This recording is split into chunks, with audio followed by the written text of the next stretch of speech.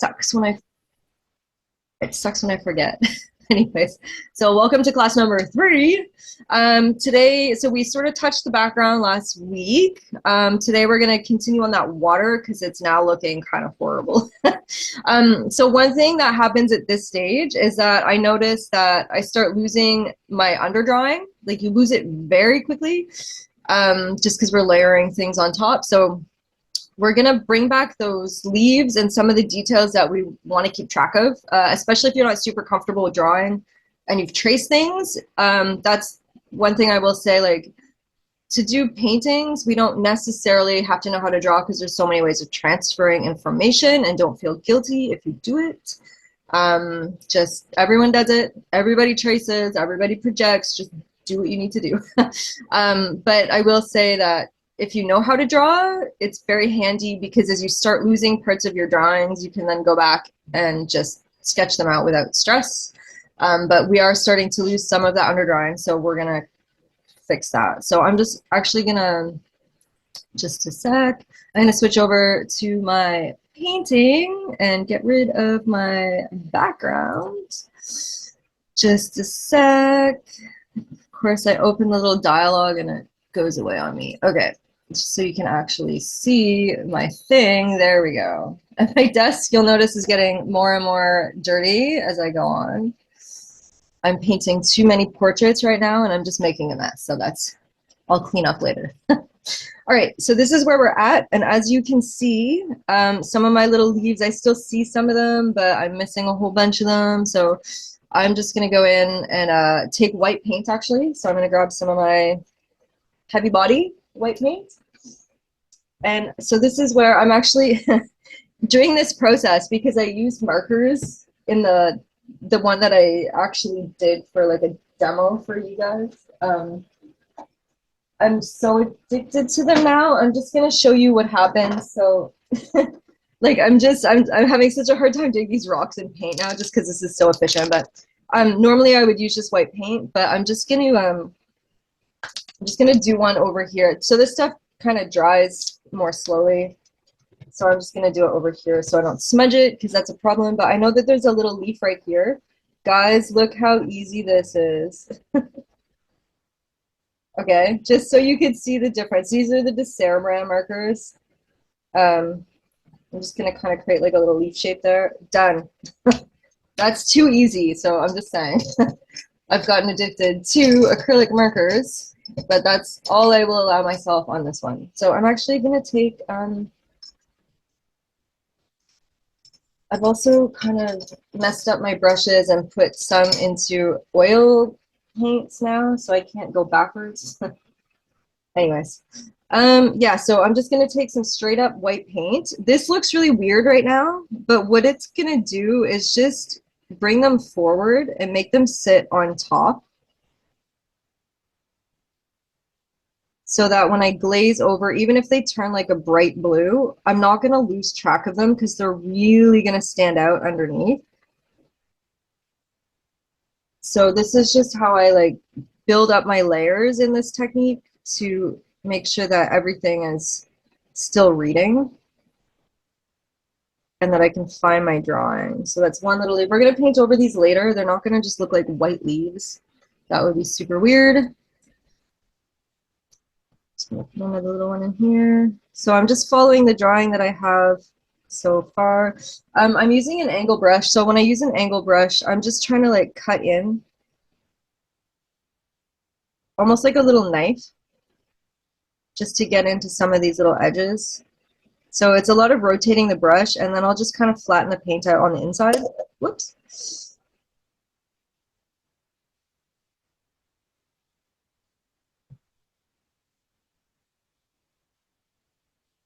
And I can always clean up these edges later too, if I need to. Kind of goes dark beneath a lot of them anyway. So see, I think that there's supposed to be a little leaf down here that I've completely lost. If I'm just looking at the little reference that I drew. You also don't need to, if you have reference images, I would suggest get used to not fully following them. Like, if you want to create something that looks photoreal and like a photograph, you kind of need to really stick to what you're seeing.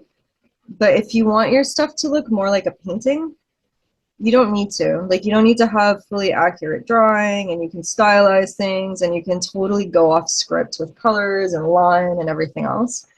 And personally, I'm just, like I said before, I'm just happier painting that way. I used to love realism, but I just kind of got tired of it a little bit. Because it's so much more fun when you can be a bit more creative with the process. And that's not to say you can't be creative in realism, especially if you want to go find someone who's amazing at being creative in realism. It would be Andrew Tischler. I can send you guys a link. But personally, I'm finding I really like the stylization. So yeah, this takes a little bit. I wish I could speed this up.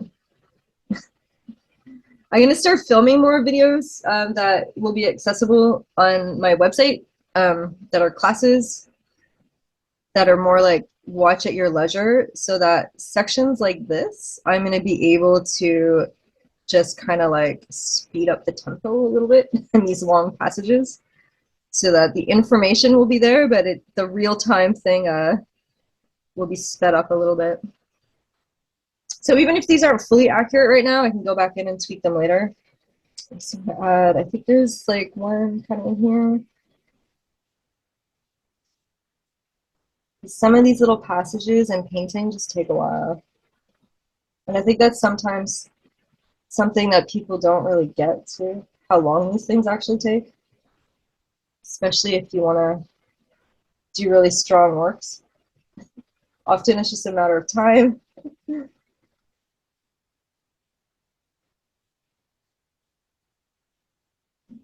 And then good enough.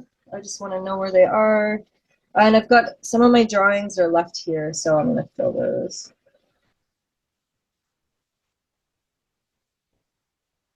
So some of them I couldn't see anymore at all, even though I'm pretty sure I drew them in to begin with. Other ones I can still see them, so I will follow those little outlines. So in terms of drawing, if I've lost anything and I have a reference, I just kind of orient myself to what I see around it. So I look for other landmarks that are still visible, like the edge of my rock. There's like some little swirls happening in here. And then if I look to where my leaves are, I can kind of see where they might sit in relation. And again, like, it's kind of like a made-up image anyways, so you can just kind of ballpark it and no one's gonna be like, oh my god, that leaf is in the wrong place. There's another big one in here. So yeah, when it comes to drawing skills, it's often just about finding reference points and then relating objects back to each other in terms of those reference points. And that's actually, there's a cool thing. I can show you the technique. I'll send it in an email, but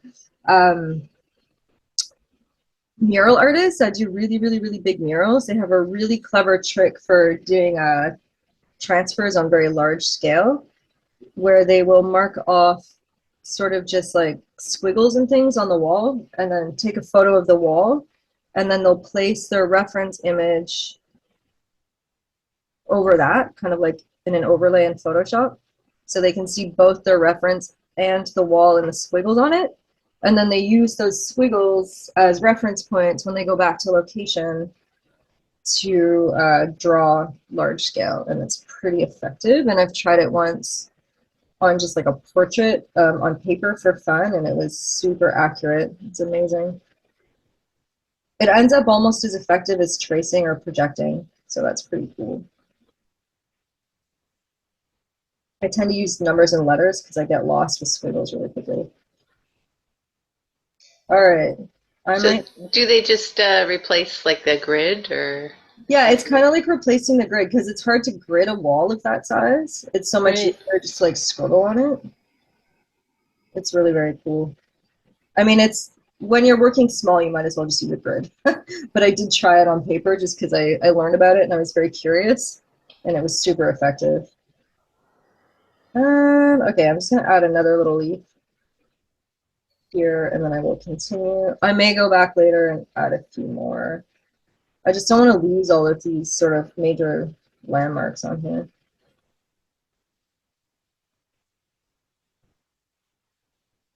All right, and then there's a bunch of leaves. When it comes to leaves that are more in the background, they kind of lose their shape because of perspective. So I think there's like a spattering of them kind of back over here. And they kind of get smaller also as they go backwards. So I'm just gonna you can sort of hint at some shape of it sometimes, but you don't need to go overboard. And they kind of overlap too when they fall. I don't know if you've really observed these on water, but they'll kind of clump around the edges and overlap each other and all kinds of weird stuff. So I'm just gonna sort of lay space in for these now. Here. It's like a few in over here. These ones maybe have more shape, but yeah, I think there's a couple more little ones over here maybe. So the other thing that we can kind of pull back is those little caustic marks, because they're going to get lost really quickly. They're actually not too bad at the moment, but they are still kind of disappearing. Oh no, I think I've converted all of my acrylic brushes into oil ones. That's super bad.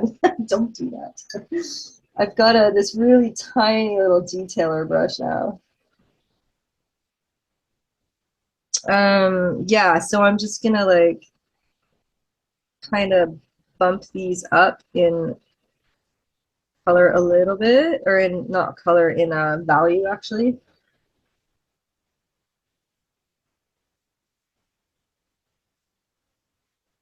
And then I remember the corners of these, or where they intersect, they tend to get a bit brighter.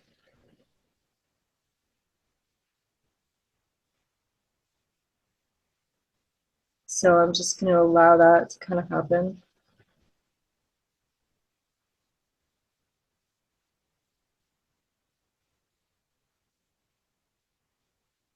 We don't have to do all of it. I tend to leave some areas kind of darker still, so it's not even. It tends to look more natural if we're not fully outlining everything, or we're not using consistent lines and marks, even values and color. So some of these I'm going to let them go much brighter, but in some instances I'm going to let it just kind of sort of tail off into a darker value.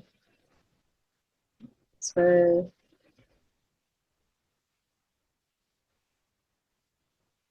just to bring that stuff back. And then while this dries, so now we've got a little bit more going on. While this dries, I'm going to mix up some color. So I'm just going to take one of my little cups. Again, you could do it on here. Actually, you know what? I'm going to do something that's going to be a little bit more difficult, but give me 2 seconds. I'm going to show you how I would do this if I'm using a heavy body.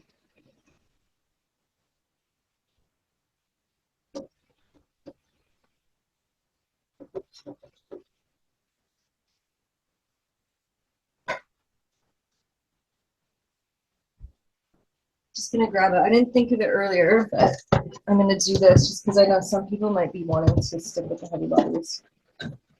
Although I love the liquid stuff. Cushion blue. I'll use my cushion for now. Oh no, there's ultramarine.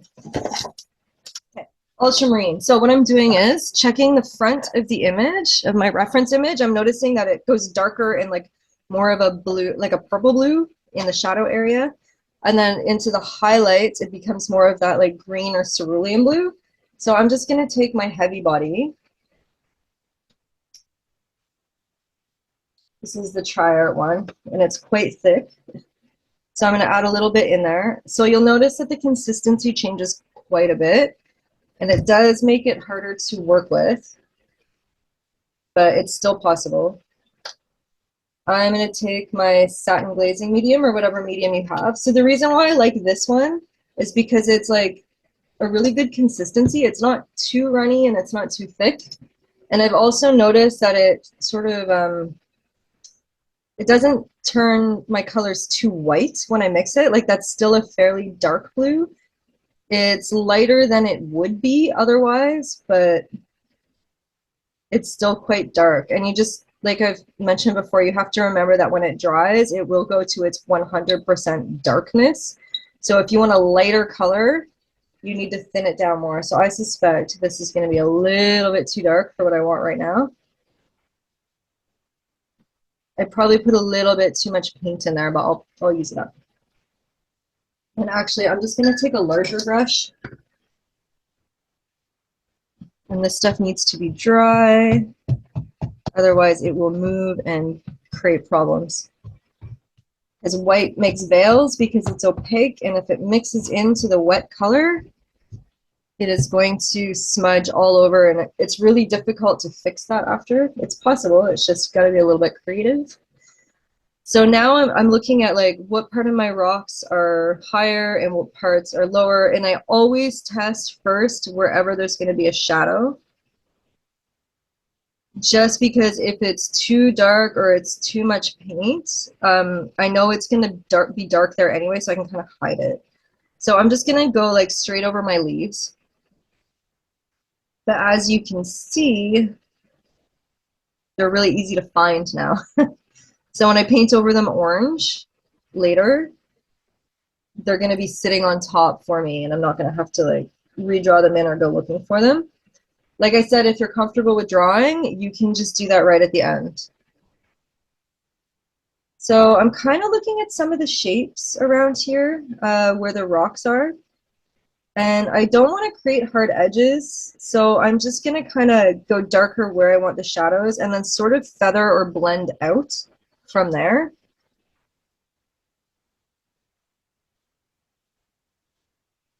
This part can go quite dark. I'm just going to paint over this one, but I do want to see some of this little rock peeking up. And then it goes nice and dark again over here. So I'm just going to fill this in. Again, it's easier if you do your sides during the process just by continuing all your glazes over the edges. I'm trying to maximize your time though, so I won't do that until later. And see how it starts to really push some of these rocks backwards? And then I'm just going to sort of like feather it out. So I want that to sort of sit on top a little bit. It goes darker in here. So I'm not fully covering everything equally, and I'm doing nice transparent layers.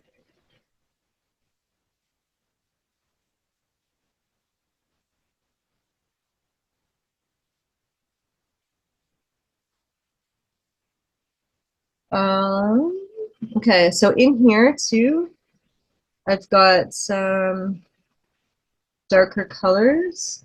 It also goes into the green, so I'm just kind of, with my glaze, since I have those shapes already of some of the ripples and things, when I lay this down, I'm going to kind of think about that and almost do it as like an extension of those shapes. So all of my glazes kind of flow around my drawing. That was thick, but it's okay. Anything that goes really dark here, like this area, I can always relighten it.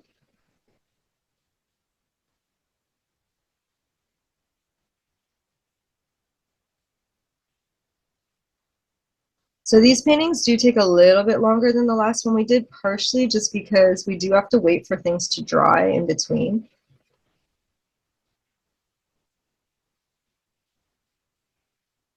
And I'm just going to kind of fan this out a little bit. So I can put more layers, obviously, over this area when it's dry, but right now I'm going to let it sit.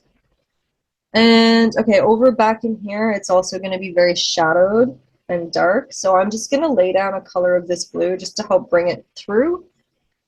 But when we end up painting over it again, we're going to go with a darker color even.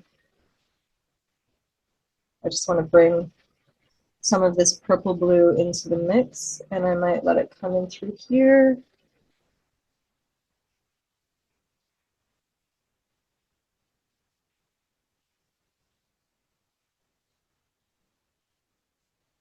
And maybe just up a little bit in here too.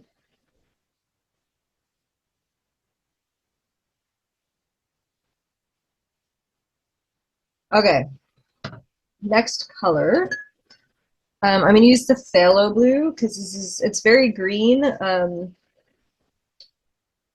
but it's like quite opaque and runny.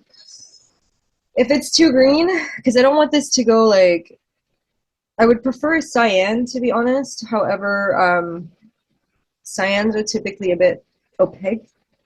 So I'm just going to tone this down with a little bit of ultramarine.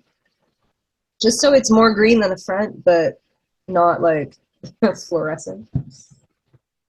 And I will mix this up. So I've got my glazing medium in there. I've got a slightly different blue than previously.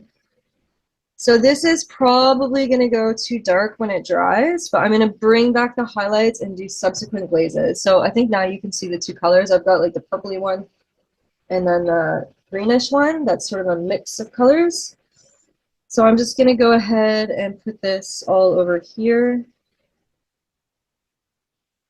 So you'll notice also as things layer, the colors react with each other based on what's underneath. So when I put this one down, I've obviously got less pigment in here than the last one that's just going on less thickly, but as it goes down, because there's more green in it, the yellows coming through are going to look even more green. So this is one thing that you kind of have to think about as you're doing this, because we're not really mixing colors in the traditional way. We're like allowing them to mix on the canvas instead. So it's like they're interacting with each other through transparencies and the way the light travels through the layers, as opposed to like solid pigment where that color is that color. So I'm gonna add a little bit in here. So we didn't define back in here too much yet, but it's okay. We can do that later. Get some of these colors in here. And then some of the rocks, you'll notice as they go back, they're more of a brown color. So we're actually just going to glaze that, and I'm just trying to make it look like what's underneath the water is showing through a clear water surface.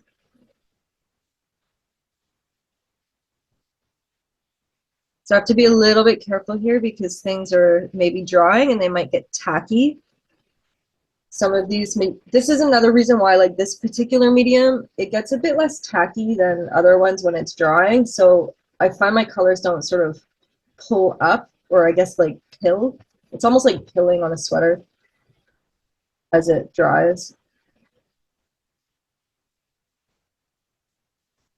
Now it's starting to look a little bit more like water. All right, so this, I'm gonna let that sit for a minute. And then as I mentioned, we've got more brownish sort of rocks up here.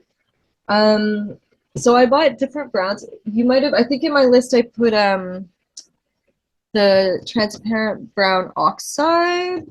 You could also equally use, if you have it, a burnt umber. There's also a Van Dyke brown that I recently picked up because I work in an art store and I have too much paint. But I'm gonna go grab the transparent brown oxide just a sec because that's what we've been using.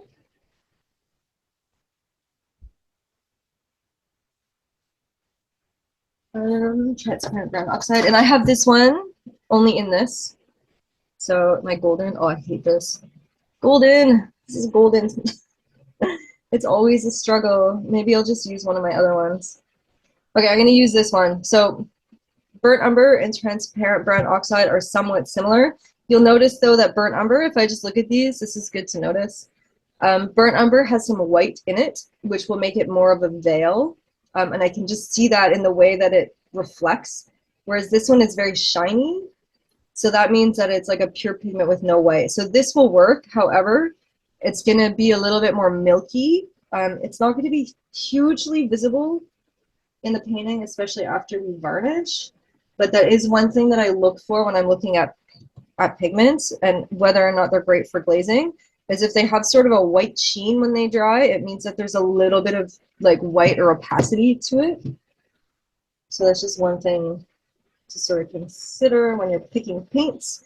But all of the golden transparent line, or that say transparent, they're fully transparent. That's why I recommended those ones. Just grab a brush. I just want it to be clean. So I'm just gonna wash it and then wipe it. I don't want too much water in there. It's okay if there's a bit of blue. It's just gonna sort of darken it and desaturate it a bit. So again, I'm mixing up my colors. This has a bit of brown. And I'm just gonna go over this area. So I'm gonna have to go through also and define some of these rocks later. But I just want to push them back a little bit under the surface because they're sitting too far on the top right now. And I notice also in here, it goes even darker. See, we can see a little bit of that milkiness even as it comes off here. So you're better using your transparent brown oxide, but I don't feel like fighting with my cap. And I'm gonna wait for that to dry, but we can do the same with some of these rocks here that are close to the surface and a bit warmer in color. We'll just add a little tint of brown over it. We can also do it in some of our rocks now too. So these were looking very cool. So I can just start going through and adding a little bit of warmth. And then remember we talked about warming this up so that we can keep the waters more of the cool colors. And if you go too far, you can bring out your trusty spatula and just remove some of these edges. I also picked up at some point, they don't work super well, but they're kind of nice in tight areas. These are normally found in the watercolor aisle, and they're for, well, they're for doing this, but they're also for applying masking fluid to watercolors. And I find that some of these are also very good to use for this. For some of those edges. Tilt some of this a little bit more brown. We can always go back towards the cool again, but I just want to add some color variation in here. In the shadows, I might just take a bit of blue also.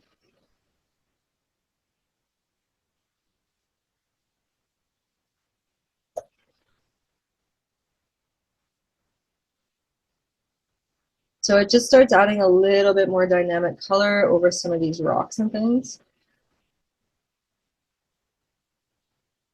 Up in here, this actually gets quite dark up in here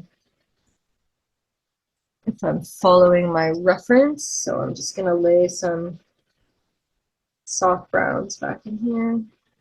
But this is the really distant plane, so I'm gonna stay warm on the closer rocks, and I'm not going to put any on that background, and already that helps to push things forward from this area. So this is another way that you can control your distance in your paintings.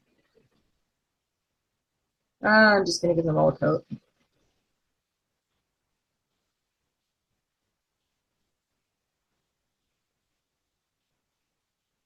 There we go. And this one too, warm it up a little bit. We can always go back in with some extra drawing, shadows, and highlights. But we've just kind of warmed those up. They've got like a nice little glow on them. I like it. Okay. How are you guys doing so far? We're good? Good. Good, okay. So now this is a bit the waiting game, but I'm not going to wait too long because I do like to keep motoring on my paintings. I'm going to take a round brush and a little bit of, I'm running out of little tubes. I like these because they really keep everything very contained. This is my Payne's Gray. And I'm just going to add a little bit in here. I usually add a bit less of my satin glazing medium to these because to my Payne's Gray because I'm usually using it as a shadow anyways. So, and it is a very transparent color already. So I just like tend to use a little bit less of the fluid. But I can kind of come in here and sort of start defining some of these little rocks back in here a little bit more. It's a bit wet still. All right, I'm going to scratch that. It's a bit too wet for me to work right now, so I'm just going to come in because I know that all down in here it's going to be very shadowed.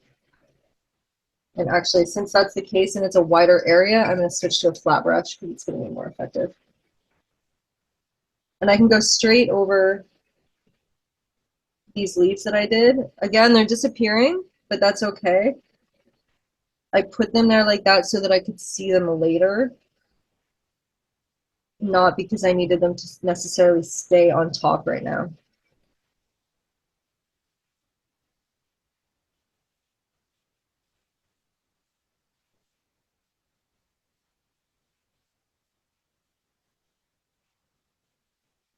And actually these reflections kind of come downwards, so I'm going to use my brush in the downwards motion.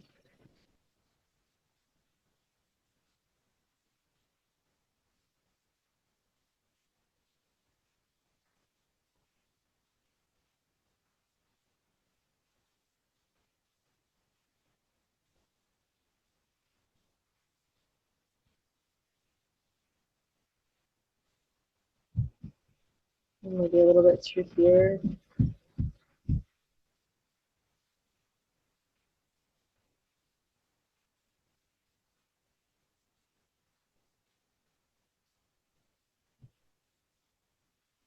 So if it starts brightening in an area, I back off very quickly because it's so much easier on these to go darker than lighter. So I'm always kind of favoring the light of my canvas. So if there's any questions in my mind about what to do in an area, I'll leave it light until I'm ready to deal with it.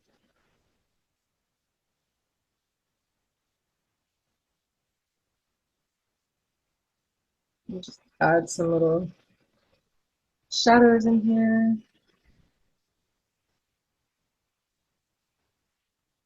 And then again, over here, it takes a while to dry. Over here, it gets really dark, just in this corner here. So I'm just going to take some of this and glaze it over.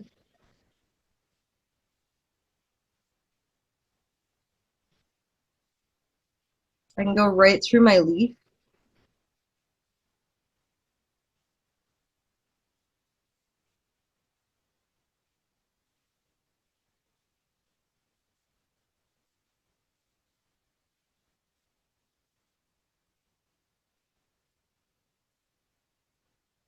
Even these brush strokes, when you drag them this way, they kind of create ridges with some transparency already in them and sort of like lifted areas. I kind of like using that in this because it kind of creates that effect of water.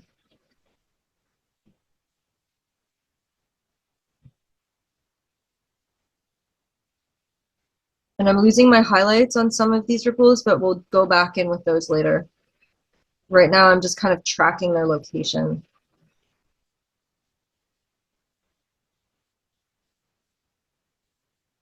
Sometimes my perspective gets wonky just as I'm working. I'll just throw a leaf over it later if it's bugging me. It's kind of an easy way of fixing it. Cheating, maybe, but there's always a solution. Like the key is to recognize that there's something that needs to be hidden.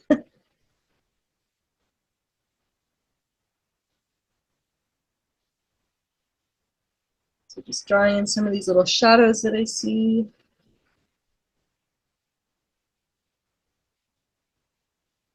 All of this is going to get pushed around again. I'm looking for those happy accidents that are underneath in my rock formations. And I'm leaving some areas brighter than others just to create that illusion that there's depth in between there and there's things overlapping and all kinds of stuff. So there's like a bunch of darkness over here if I'm looking at my thing.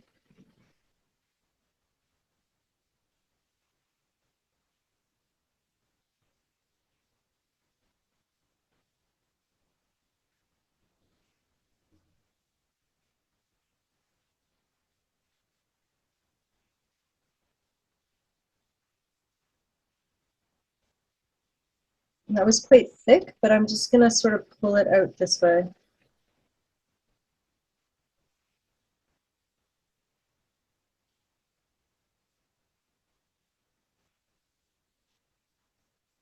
I do like to keep the corners kind of free of detail.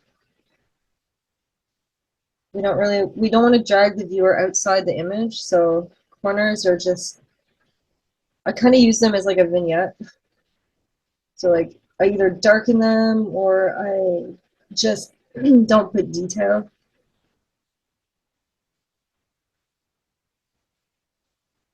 All right, so, and let me see, back in over here, there's also areas where it gets quite dark under these rocks.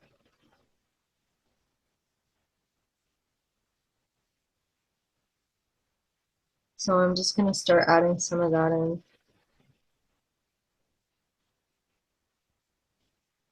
This whole rock is gonna be kind of in shadow anyways.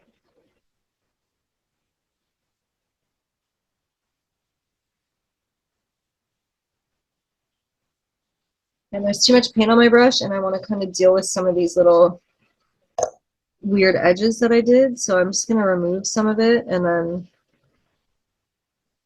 use it to kind of draw ripples and just kind of drag it around so I get that sort of interesting transparency happening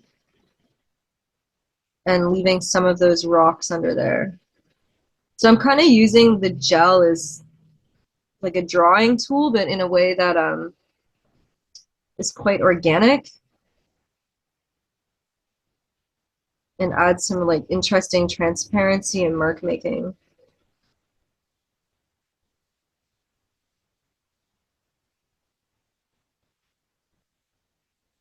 So now I can define these little rocks a bit better.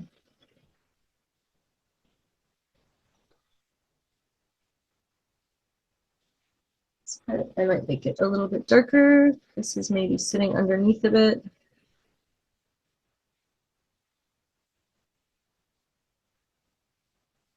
It's almost like using paint to slowly make sense of some chaos. But when you create this chaos, it can make something that looks quite natural.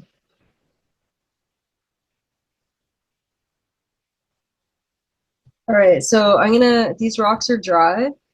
So because I have to wait for the rest now, I'm gonna switch to my browns and I'm just drying my brush again.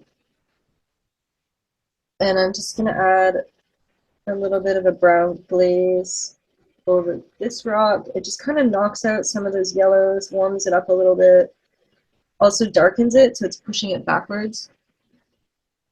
There's some in here too, actually. It's warmer on some of these little rocks here.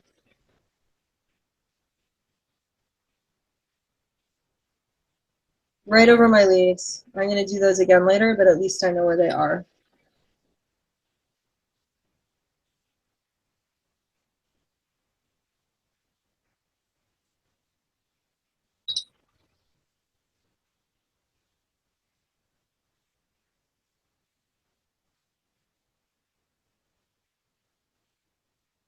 And I'm noticing here, there's some interesting marks that happened when I drew it out.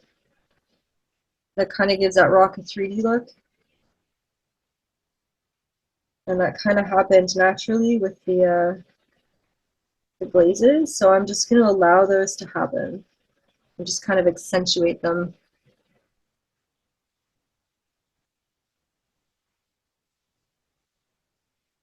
There is some, let's see, yeah, it's kind of dry enough. Because this is going really green, and I don't want it to be too green. I want the warmth of some of these rocks to come through. I'm going to carry some of this brown glaze over that area. Maybe in through here also. So see how there's these transparencies that I dug out already? What's happening is those are just picking up the colors that are sort of on the rocks underneath. And they just change by themselves as I do the glazes. And that's partly what makes it look like those areas are really transparent, because it's like it's revealing what's underneath the water. This too becomes warm. More in here maybe. And then let's do some warmth up in these rocks here.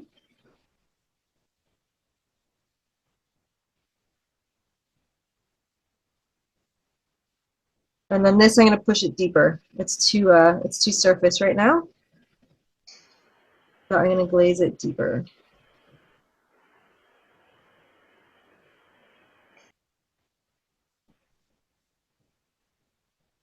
And back in here, I'm going to add some brown because it's some of my reference there.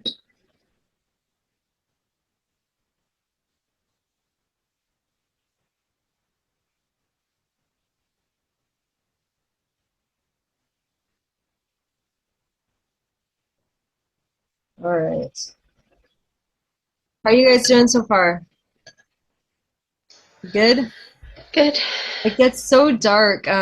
I'll have to take a photo of this. So what's happening in my camera is that the wet paint is really shiny and the light, let me see.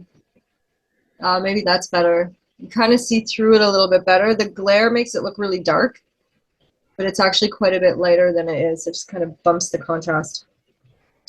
Let's go. Let me see. It's still wet. This is the difficulty with this with this style. So what I'm going to do, I noticed on mine in particular, it's still too bright back here. So I'm just going to take a little round brush and my white paint, and I'm just going to thin it out a little bit with water.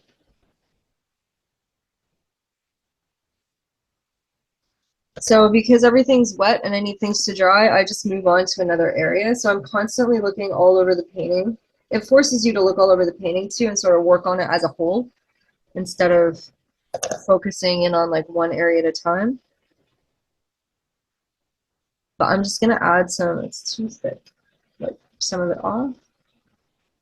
There we go. Some sort of loose brush strokes.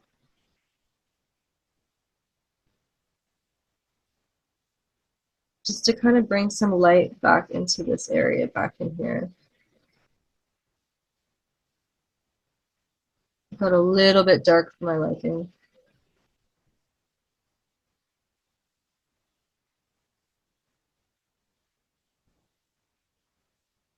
And again, remember we created the shapes for these leaves, but it was just to block in. So we've got some shadows going on, but we're going to go back over with our bright oranges in the foreground. So we can easily work over them. And we're going to pull them back out as we begin to work forward again.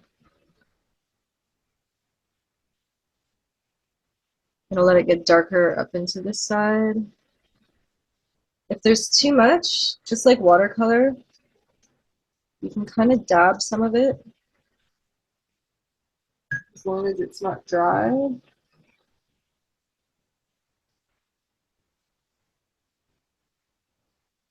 And then just kind of create some hazy space back here.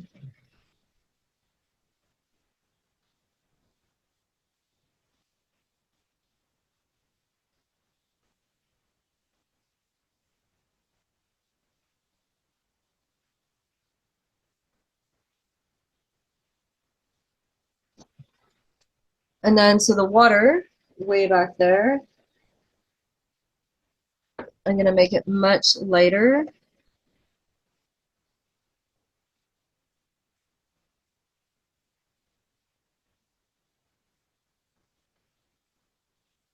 as though there's some ripples and things going on back in here.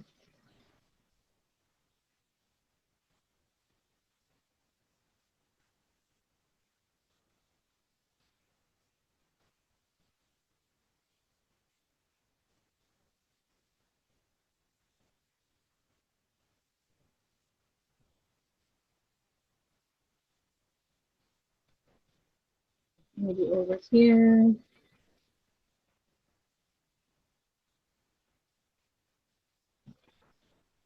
I might have to fix those bottoms again, but that's all right.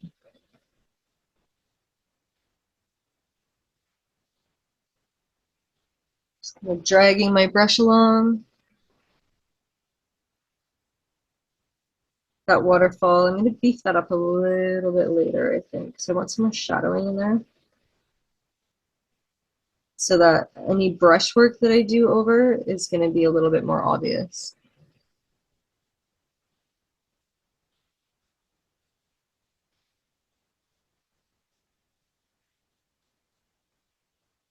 This is another area where I just want to pull out my markers to make all those little leaves back here. It's so easy. Oh, I'll do a marker class. I don't want you guys to buy a bunch of stuff for no reason, so we could totally do this without, but I'm telling you, it's so much more fun. All right, so these little areas where there are leaves, they're kind of a browny, orangey color. I'm actually just going to use on my palette some of my liquid paints. They'll come out. Sometimes I get little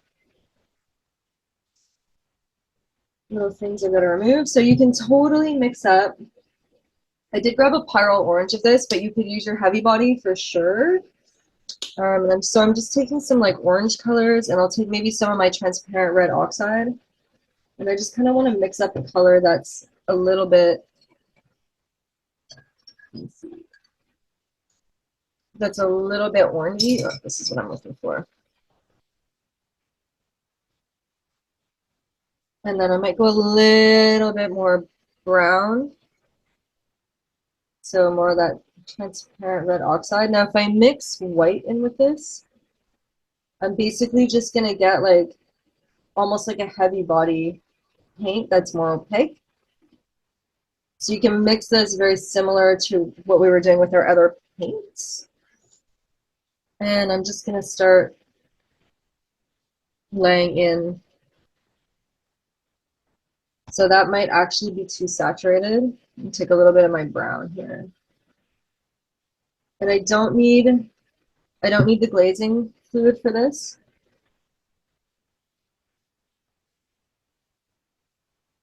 Because I'm basically direct painting. But I don't want these ones to be as saturated as the ones in the front because they sit to the back. So I'm just going to start dabbing in a little bit of color back here where these leaves might have fallen.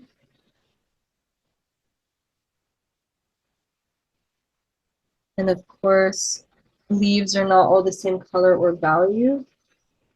So I'm going to drop in some darker ones that are a bit more brown also. And again, we're not really going to see the detail of these. They're too far back.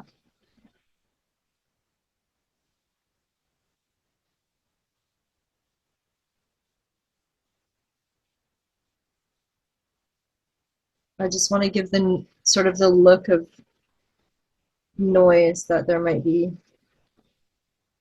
some leaves hanging out along the shorelines there. When it goes back even further, I'm going to add some gray in there in a minute so that we can get that feeling of like receding because it will become less saturated.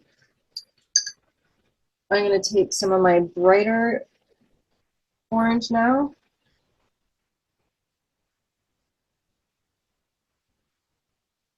It's still a bit too saturated. I do want to create a little bit of pop back there, but it can't conflict with what's going on in front here.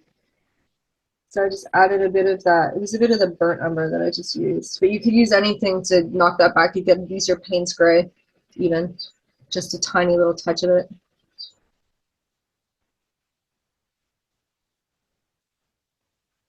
Just a couple little bright leaves that might be hanging out back in there.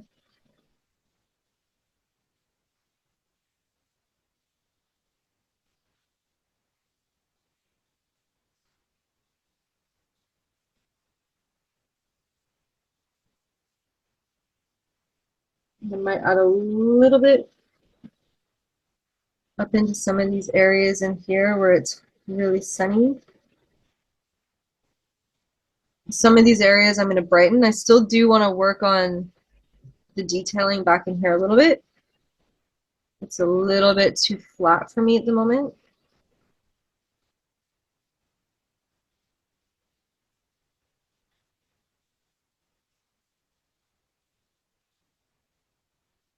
Some little pops of color, and because we've got something mixed up that's interesting, I'm going to go for a more full saturation, and I'm going to start adding in some more of these leaves.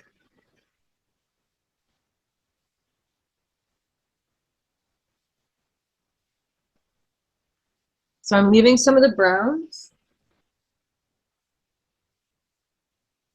I'm sort of imagining that the light is coming from the top, so I'm adding some orange sort of on top of those, so leaving some of the browns underneath.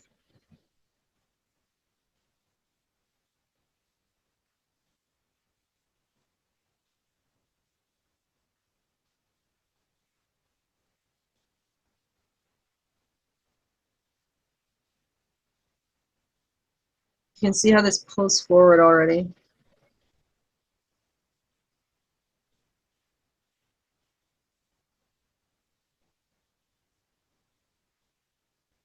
And then I'm actually going to take some darker one for up over here, more in the shadow.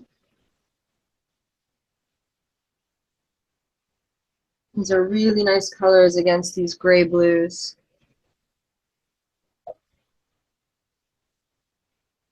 Nice complementary palette.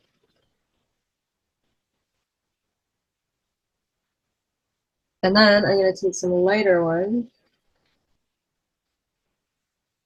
And a little trick, if you're coming forward with like an orange and you want it sort of the same color, but you don't want it to desaturate that way, you can add a tint of yellow. You can even actually brighten your orange completely with yellow, but this will help up the saturation so I can sort of safely up the value while keeping the saturation for some of these highlighted leaves here. So you don't always have to add white or yellow to your values to bring them higher. Sometimes you could go, let's say, because this is an orange object, if it were like a sphere, I could do all of the shadow side in a very cool blue red, and then use a very orange in the highlights.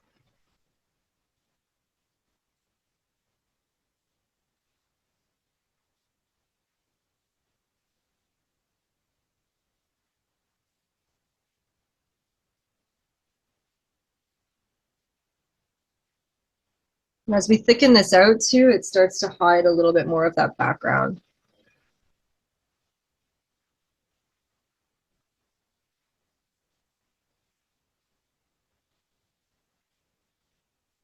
I might take some of this color and on these more foreground areas, just add a couple of these little leaves so that it looks like it's sort of in a similar plane. And it's the same type of leaves.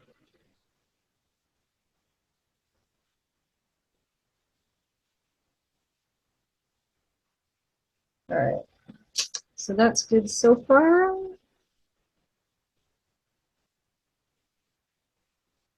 Now that this is drier, good news, just in time, I'm going to take my handy brush.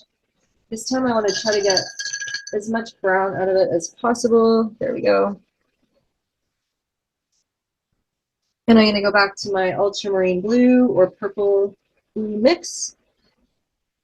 And I'm going to do another layer over top. And this is where the magic sort of starts to happen, because we can start sort of going thicker. I still don't go to my max glaze yet, because I'm going to add some more whites in and I want them to sort of sit on top. So I always remember that the more layers of this that I put on, the darker it gets. And it is quite easy to go very dark on this quickly. So I'm always favoring in my shadows. And see how, remember we made this little edge here with the brown because it was in shadow?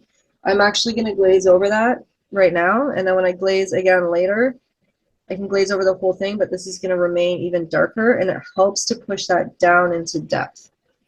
So we're really creating a feeling of depth by layering all of these glazes.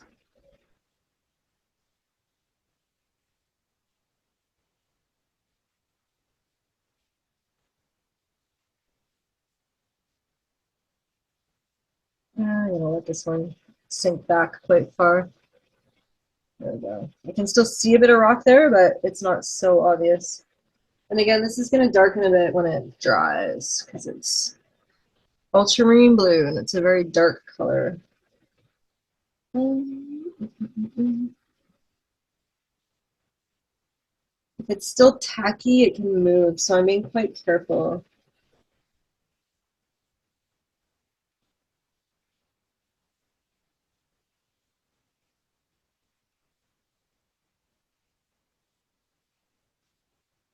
Just kind of going around in some of the shapes here where I might want to push things down.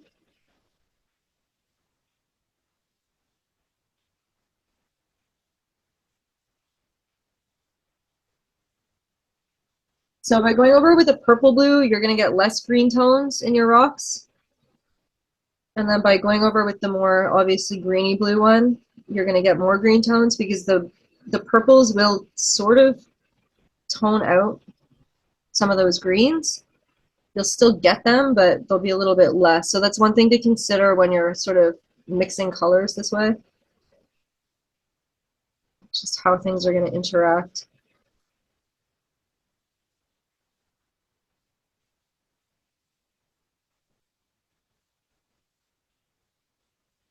I'm going to throw some more leaves in here at the end. I'm not really worried about my drawing skills, so this is one of the things that I don't stress about too much when I'm painting. If I lose things, I know that I have the drawing skills to be able to bring them back without too much headache.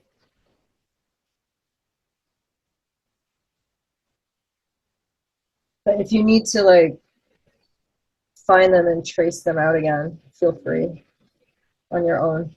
It depends on how comfortable you are with adding things in later. Okay, so now we're really starting to get some depth in here. I'm going to go and do the green part again up here. Get some of that out. I don't have to fully clean it because it is still just in the blue tones.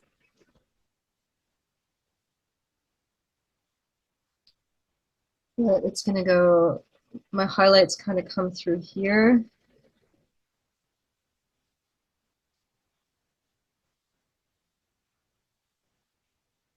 So I'm going to add some of this because it starts to mask off those rocks quite a bit.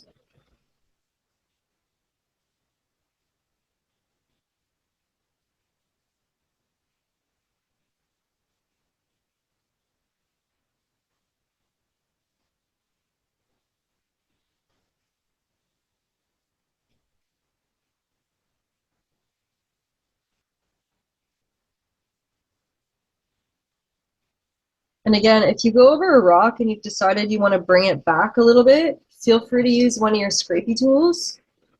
Let's say I want maybe some of this one to be closer to the top.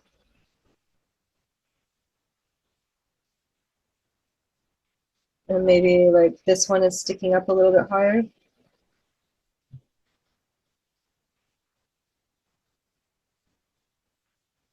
Maybe I want a little bit of this one.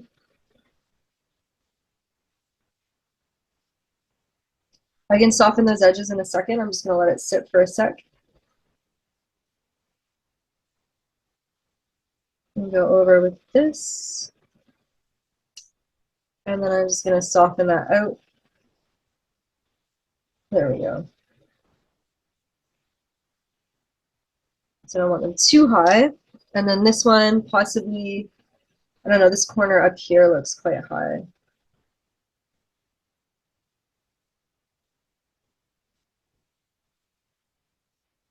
And it's right against that shadow that we made, so I think that's going to make some interesting rock shapes. And again, I can soften this out a little bit. I'm just going to let it sit for a sec.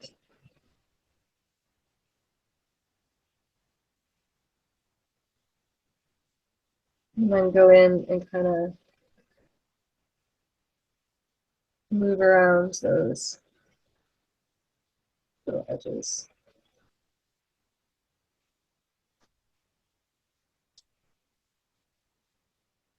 And this one, I'm going to go over, push it back a little bit, but not too far.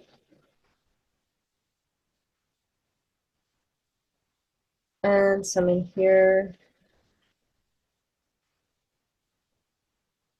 And it starts getting dark into here again, so I'm going to add a lot more glaze to this.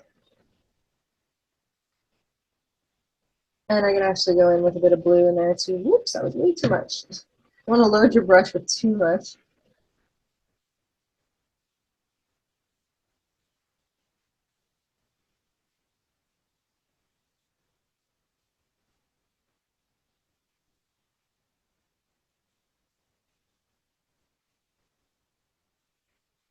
And then back in here, I'm going to add some in. This is starting to look not dealt with, so I think that we should go in and deal with some of that. But I think we're going to add a whole bunch of like highlights and things in there. So I will take some white and my detailer brush.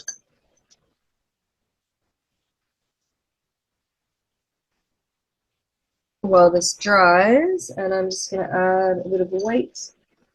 I'm going to put some more out because I've got too much orange in there.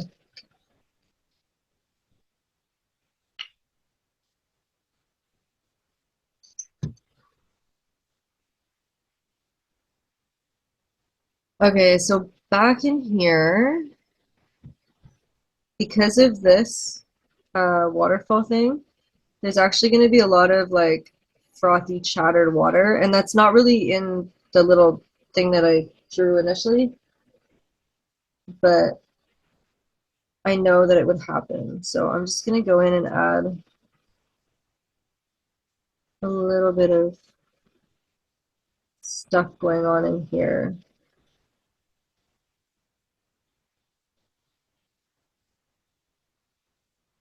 And it's back farther in the image, so it's going to get smaller. And like the distance between them is going to get smaller than these big rings up here.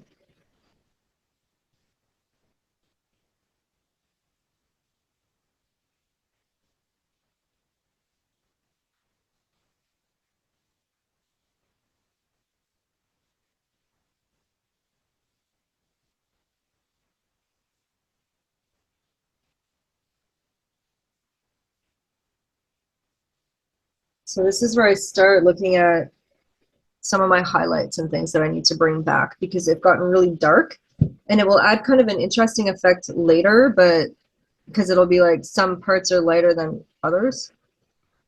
But right now it's just all pushed back. So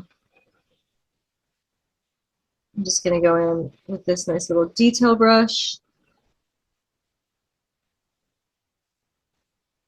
and bring in some of these. So I want to keep some of the sort of more transparent areas transparent, and I want to keep some of the darker areas darker, and just kind of like find sort of areas in between those.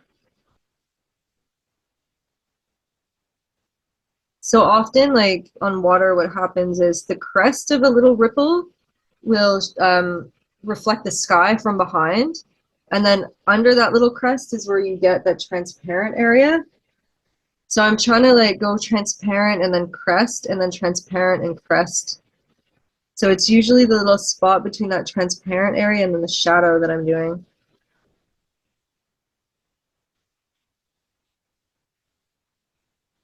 And again, you don't have to do every little area equally. You can kind of stop and start things, go thicker in paint in some areas and thinner in others, just to give that variation that you find in nature.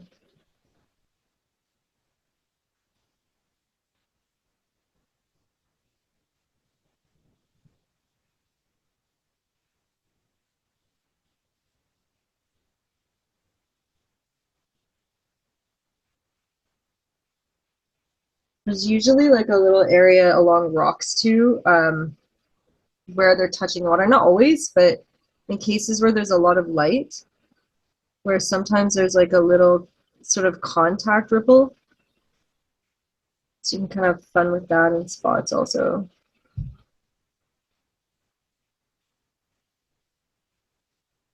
Maybe not too much. Maybe this one because it's a main rock.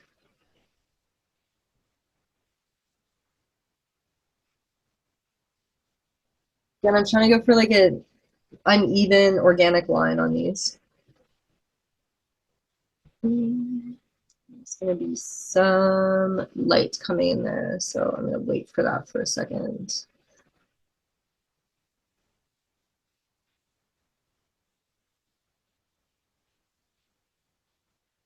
And sometimes this white looks really stark right now, but it's only because it's contrasting against a lot of dark, and we're going to brighten light through here. So the white that we bring in here after to reflect the sky, it's going to mask a lot of what's going on underneath.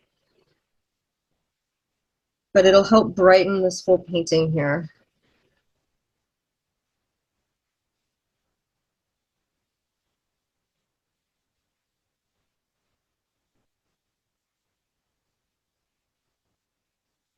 Again, I'm just gonna like leave the little transparent part here and then put light where that sort of crest would be.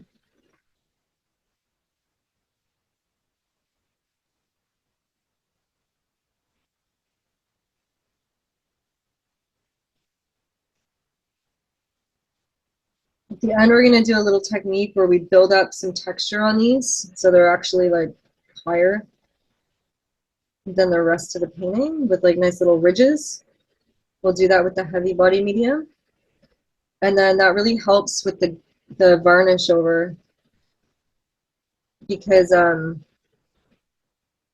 varnish is really shiny, so when it hits those crests, they really sparkle. And I was actually in a restaurant last night where I hang my paintings, and I overheard a couple clients talking about them. And the one guy was like, "Ah, oh, this is really cool. The water's even really greasy." I thought it was hilarious. It's a hilarious way of explaining or describing the really shiny areas. I mean, I guess in a way, shiny acrylic does look a bit greasy.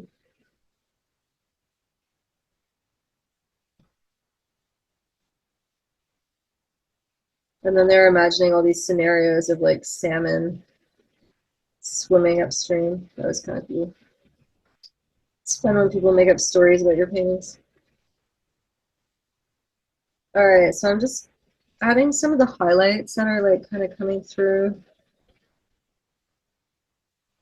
I can go even over. So sometimes highlights, they sit right on top. So even though I don't have stuff drawn there before, like I said, it's gonna mask. So I'm actually gonna take I'm gonna take a flat brush because it's gonna be easier for me. I am kind of a flat brush painter. And I'm gonna take a little bit of this white. Okay, so this is where I will actually add some of my medium to the white because I do want to make a veil and not something that's super opaque like this. So I don't want it to be 100% opacity. Add a little bit more. And again, you can go soft with this. So you can like do one that's almost totally transparent, decide if you like it or not. If you don't like it, you haven't really ruined anything. You'll just have like a slightly brighter area. But what I see in my reference that I did is that I have some areas through here where the sun is reflecting. So it's masking some of those rocks, but not fully.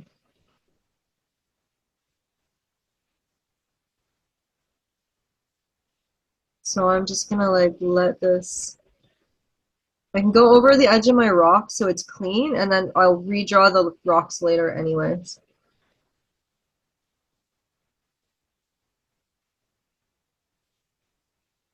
So there's a bunch of little areas in here.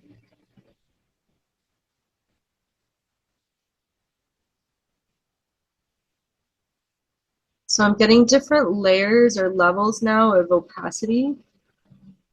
My background is still a little bit dry or wet. To be honest, it's better to wait until this is dry, but I just don't want to like waste your time. So I'm just gonna go ahead, but I am getting a bit of color mixing, which is graying it a little bit, which isn't ideal. However, I think in the end anyways, when I glaze it, it's gonna be okay. So coming in here. Yeah, see, I'm getting a lot of little color mixing. That's okay. I'm just gonna go with it. I'll pretend it's okay, but it's better to wait for it to dry.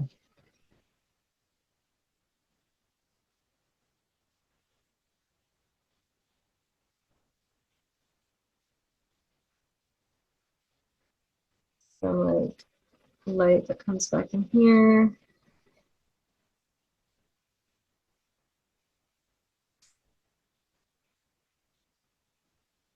If you want that kind of dappled light effect on the water, you can just kind of like leave little pools of the white, and then when you glaze over it, they're gonna pick up the color.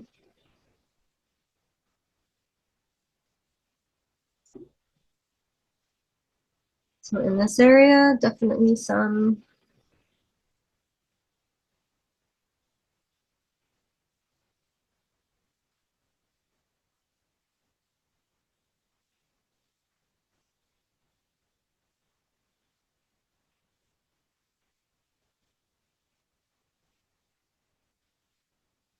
So you can see how it sort of starts masking what's underneath it.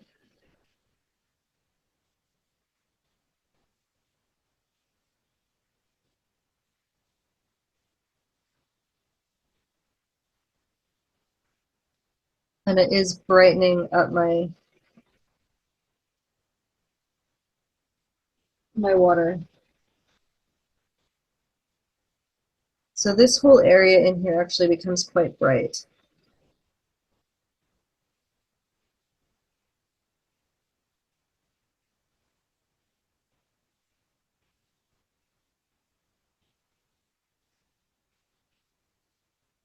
I'm still sort of following the patterns of how things swirl in order to lay this down.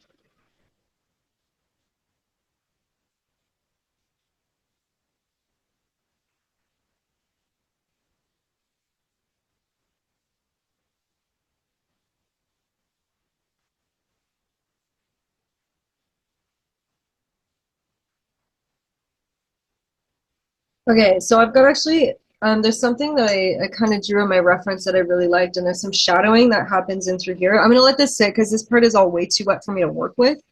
And even though I just kind of doing this as a demo painting, I don't want to completely trash it so you guys can see like a proper example. So I'm not going to, this is like way too tacky.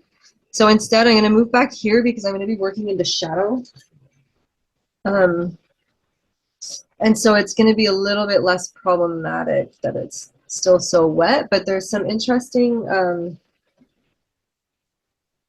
sort of ripple shadows in through here from this rock. So this rock is going to end up having some very warm edges to it. I'm just gonna drop some of those in now.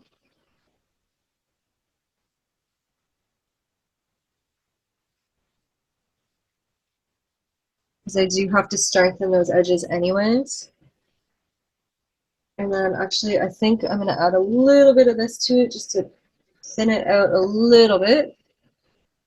Because I don't want it at 100% opacity. And then I'm going to come in here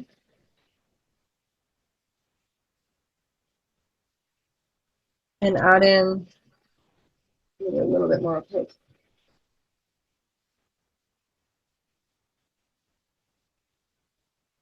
Just add in some little like ripples and things down in here.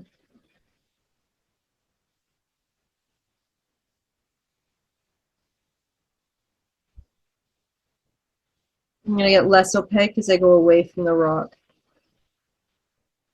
Sort of let that, let all those layers happen within the transparency of that medium there.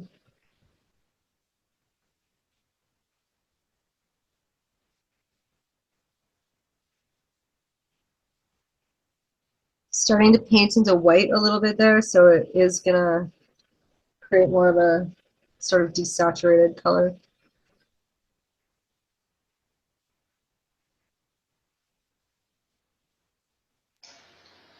Andrea, was that burnt umber that you're using? Yeah, you could use your transparent brown oxide. I just grabbed the burnt umber because I can actually get it out of my container, and I don't feel like fighting with this. This is literally why I've stopped using golden. To be honest, I mean the golden in these little tubes I like, but the heavy body stuff, I don't like fighting with paint tubes. So you could easily use your transparent brown oxide, which is the one that I had in the list. We're out at the art store, and because I work there, I get 35% off. So I'm just not gonna buy from Amazon. That would be silly, but we're out, so I'm gonna wait until we get some in the little tubes. But burnt umber, it's quite close. It's just, it's not quite as transparent, so it's really not quite as good for this, but it does work. Add some shadow in here. When I work on these, I do tend to kind of go back and forth between the big glaze moments and sort of more fine detailing like this. But I'm always trying to sort of respect like the light of my canvas for my underneath rocks. I realize it gets covered up quite quickly, but I do find it quite nice. Okay, back here is dry, and I actually, because I have some of this darker brown, I'm going to go in and sort of glaze some of these shadows back in for some of these rocks back here. This is still kind of nebulous, and I'm starting to really not like it, so I'm just going to go and pull out some of those shadows, create some more interesting and believable spaces back here. This is probably going to sit in the shadow because it's under these rocks. So we can go a bit darker here, which will make it look deeper and in shadow.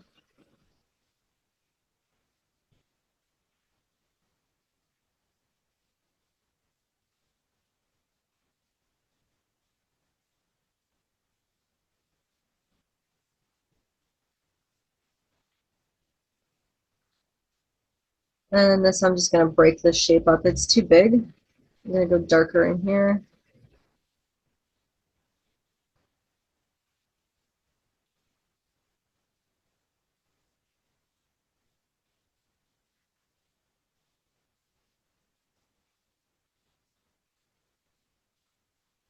It's a bad habit, but it works. Sometimes if you're not sure what to do with this section, you can, especially on a dark painting like this, you can hide it in shadow. So I don't really know what to do with this little section. It doesn't matter because I can just kind of like make it disappear by bringing all my values close together. Like I showed you in those paintings, if you bring values close together and color close together, things kind of blur out. The only thing I would say is you can create paintings that are much too light or too dark if you're using it as a tool to like compensate for not knowing what you want in that section. But if it's just little areas and they're kind of not important to the main visual or the main composition, then you can totally get away with it. Drop this back. This is gonna be a little bit darker.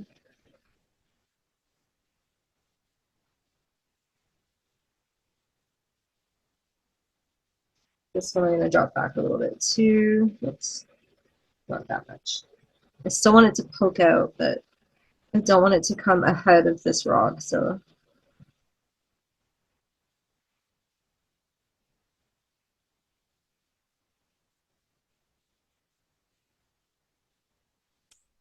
And this one too kind of sticks up over my other rock, so I'm just gonna push it backwards so it'll look more behind.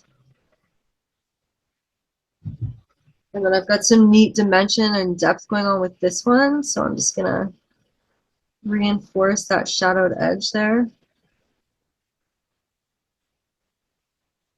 And then glaze into this side of it so that it looks like it's sinking this way.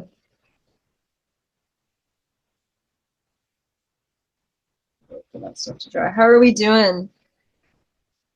I think I'll stop for now because everything's wet. Yeah, it looks good. It's getting there. It'll look better when I take a photo. It's really, let me see. I'm kind of, it's too light if I don't have this light on, or it's too dark. There we go. Kind of get a better idea. It still looks, it clamps my black, so it kind of looks dirty on the screen, but I'll take a photo. It doesn't look quite as dirty, just so you get a better idea of what it looks like, but that's sort of where it's going so far. I think it's starting to look really good. It's starting to get there. It goes through weird periods, but it's starting to get there. So I'll just switch back so we can like do Q&A moment. If you guys have any questions, you want to talk to a face. There we go. All right. Do you guys have questions so far? No, I think it's really coming along. Yeah? Good. Okay. Are you confident with how you can advance? Yeah. Like, I don't know. You're doing great. You're doing great. Christy, your painting looks so good. It's gonna be another one of those situations where I'm like, okay, let's post your work, and everyone's gonna be like, whoa, your student work is so good. That was awesome. I loved it. And I still actually when I scroll through my Instagram feed to show people stuff, they love all of your work. They're like, whoa, that's so good. They love it all. So good job. We'll see. Yeah. So, well, next week, there's voices. Who is that? Is that a Julia's place? Like maybe it's my phone that I put voices, but Okay. it's just beeping. Oh, okay. I just wasn't sure if it was like someone on the line weirdly. Anyways, yeah, so next week I think we'll try to tackle those rocks again, because now that the water, this is what happens in the process. Like we did the water and then the back there was nothing. So then we did the background and then because then it's more finished, then the foreground looks off. So then we'll do the foreground and that looks more finished and now the background looks off. So I tend to like go back and forth on things until it all kind of balances out. And when it looks balanced, that's how I know it's done. If there's still something that's jarring, then I know I need to fix things. But when it looks balanced, that's when I stop, because you don't want to overwork things either. You just want to strike that like perfect visual balance and then stop touching it. Does that make sense? Good. Yep. I think that's how I know when my paintings are finished, when everything looks in balance. That's always a big question that I hear from people learning how to paint, is how do you know when it's finished? It's when it looks balanced and you don't need to adjust anything else. So we'll do the rocks next week. And then we'll see how we go with those. And if we might actually what I can do next week too is add more of that white too before we do the rocks on the surface of the water, and then we'll be able to glaze over that because it'll be dry. So definitely focusing on the rocks, but then continuing probably that water quite a bit more. And then I leave all the leaves until the end because they sit right on top of the water. So I don't want to have to worry about missing the edge and glazing. I'm just going to keep glazing over them because we painted them white. We can see them, so we're not going to lose them. So that'll be good. Yeah, so that's Can I ask about that little eraser thing that you said was in the watercolor section? Oh yeah, so they're just more fun. I picked up a bunch of them. So normally they look like this, and it's for applying masking fluid. You know that you've used that before with me, yeah. Um, Otherwise, they look like they come in different shapes like this, like the flat one. I can link to some of these. I'm pretty sure I can find them. These are Nobel ones. I really like Nobel brand for stuff, actually. We carry a lot of it in the art store, and it's quite it's like not expensive. This is another one that I picked up from the art store too. So Yes. this one, it's way more expensive. I got you guys to get this because you can get this at the dollar store and it's just as effective. So I don't always want you guys to have to buy like the most expensive stuff just to have the most expensive stuff. But this one I like it because it has like two edges that are flat. So definitely on small spaces, this side is really nice. And then on bigger ones, this is nice. But also if I'm working on larger canvases, I like this one because it's like just like on paintings with paintbrush, when you work small, your brushes are small. And when you work large, you just scale the brush up. So I actually, for the most part, I find that my 6x6s are the same amount of work and effort as like my 24x24s, just because I mean, there's different arm movements, obviously, but I'm mostly just scaling up my equipment for the size. So like a 6x6, that's at the same level of detail as a 24x24. The 6x6 might take me like, I don't know, 12 hours, and the 24x24 might take me like 20 hours. So there is like a bit of a time scale, but it's not like way more, if you know what I mean. Yeah. My art store has a ton of these little silicone things. And they're all weird, they're all different. And I like it that you give the dollar store option. Yeah. It's just about what to do with it. You just need someone to tell you this is how you can use it. Yeah, it was actually I'll send you I learned these techniques from this guy named David Lanvin. He's amazing and he does teach. So definitely if you can find a workshop with him, go study with him too. He takes a different approach than I do because like I tried it his way and my brain was blocked, but it's because I have my own habit. So like definitely seeing the same concepts with different people is interesting too. And then always find your own way. Like there might be ways that I'm doing things that are counterintuitive to you, but you're like, but if I just did it this other way that I'm used to, it'll work. Totally tweak things for your own way. But yeah, I'll send you a link to his stuff too. And he's the one that showed me how to use the spatulas for rocks. And it was after I always struggled with my rocks. They were the worst part. Everyone said it. I have some very honest critiques, and that's really helpful. But yeah, the rocks are the worst part. And the minute I started gouging things out with those spatulas, it's like the problem disappeared. And I think it's just that it's so easy to make a sharp edge, and rocks are sharp edge, and with brushes, it's always kind of fuzzy.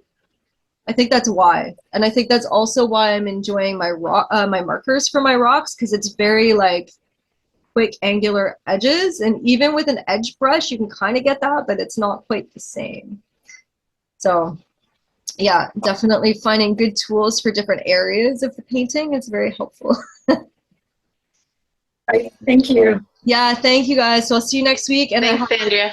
I have a totally clear day today, so I'm uploading the video now, so you'll probably have your email within the next like 2 hours. So Okay. yeah. Thanks. Awesome. All right, have a good one, guys. Thanks so much. Bye-bye.